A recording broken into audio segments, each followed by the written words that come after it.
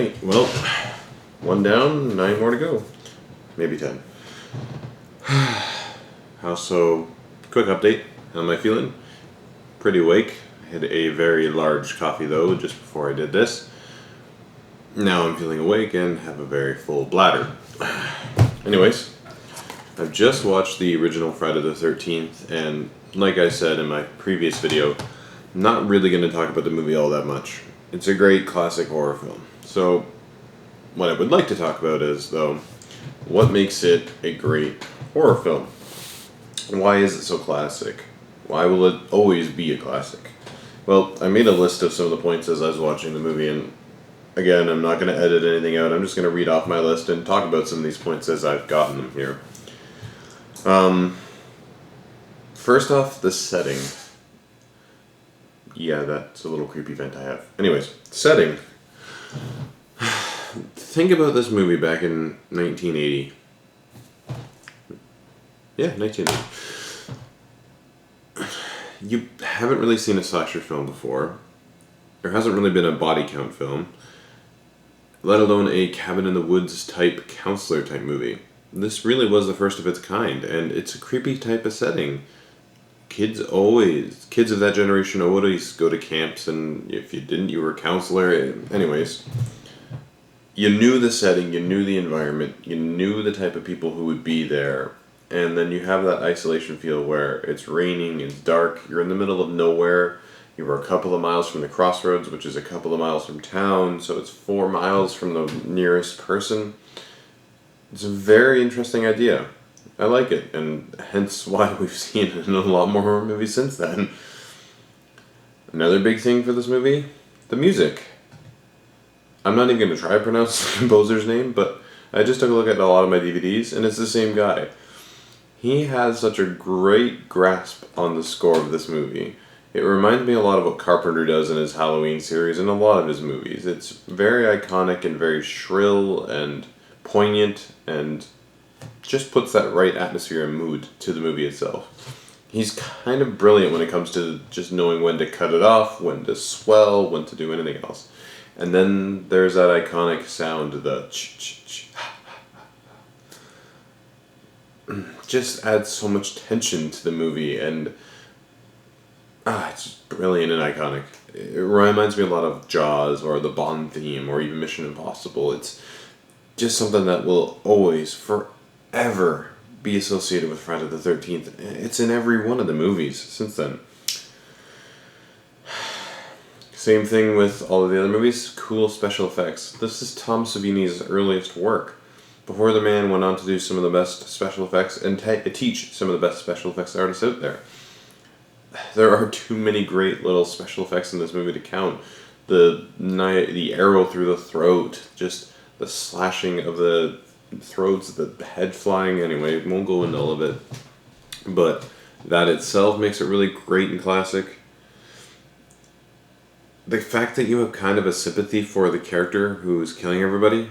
Now, again, I don't believe that everybody, I don't think anybody is spoiled by this, but it turns out Jason's mom is the killer in the first movie.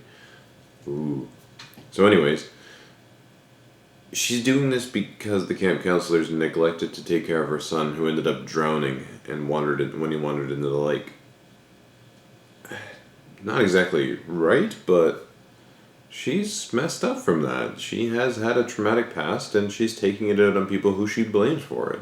In some ways, she's seen as a vigilante in her eyes. She's protecting others from these bad camp counselors. Kind of interesting if you think about it.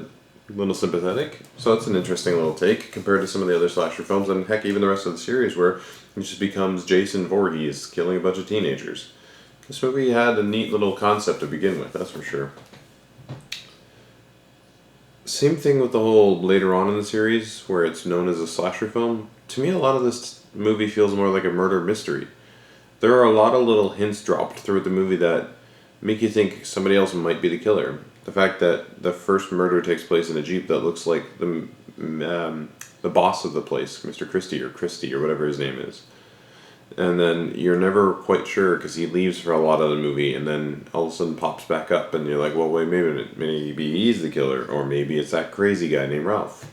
Anyway, just neat little tidbits there. Eventually, it does get into the whole slasher thing, and the gore certainly makes it a little bit more than like a Hitchcock type film, but it has a bit of that twinge to it, and I think that's also made it pretty timeless. Funny enough, this is actually taking place on the same day we're filming this. So the first movie takes place June, Friday the 13th, which is today. Kind of cool. 24 years later on, but pretty cool. Actually, not 34 years. Apparently I'm already tired. That's not a good sign. What are some other really great things? I like the build-up. Great build-up in this movie. That, again, makes it a really great classic. I think that the build-up towards that really great 20-minute chase at the end with Adrienne King and Betsy Palmer, just brilliant itself. Betsy Palmer is fantastic. I love her little moments where she's like talking as Jason, who's telling her what to do. Another really great thing, yeah, the acting might not be its best, but the characters feel pretty real in this movie. I was actually really surprised that we didn't really get any of the like, oh, my life is this, and no large exposition type characters. They just live the moment, and they feel pretty damn real to me, and I enjoyed that. It's, again, refreshing.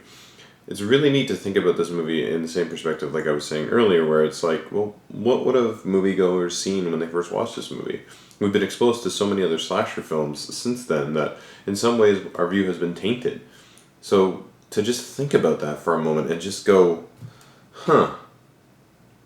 there is something different about this one. There's something not exactly the same as all the others. It's because this is the one that started it. This is the one that invented cliches like smoking pot and having sex. You're gonna die in those horror movies. It did all of that first. Pretty cool. It puts a little bit of a smile on my face when you think about it. And then, yeah, the only other thing I'd have to say is that ending. Still got me to this day. It's pretty jumpy, but I can remember the first time I actually watched this movie. I was really shocked. I didn't see it coming.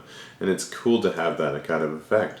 You think everything's safe, the music's going, and all of a sudden, boom, he jumps out, and you're never sure if it's real or not.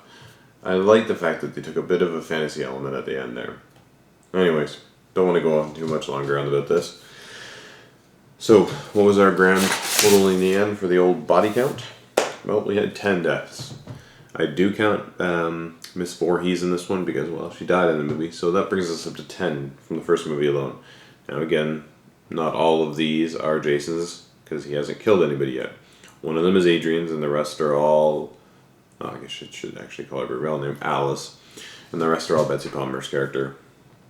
As for head tilts, well, there isn't any in this movie. Jason's not in it, and that sort of became a signature feature in the later films. So anyways, what's up next? Well, part 2, of course. Pretty excited for this one. It's actually been a while since I've seen it. So, I'll see you in an hour and a half, guys.